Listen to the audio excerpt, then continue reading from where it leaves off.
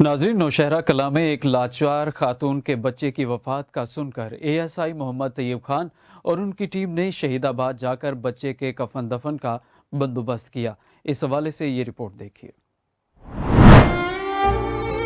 खातून का शौहर मजदूरी की गर्ज से मुल्क से बाहर है। खातून हालिया सैलाब की वजह से फाकों और दरबदर होने पर मजबूर है, जिसकी वजह से उनके यहाँ एक मुर्दा बच्चे की पैदाइश हुई।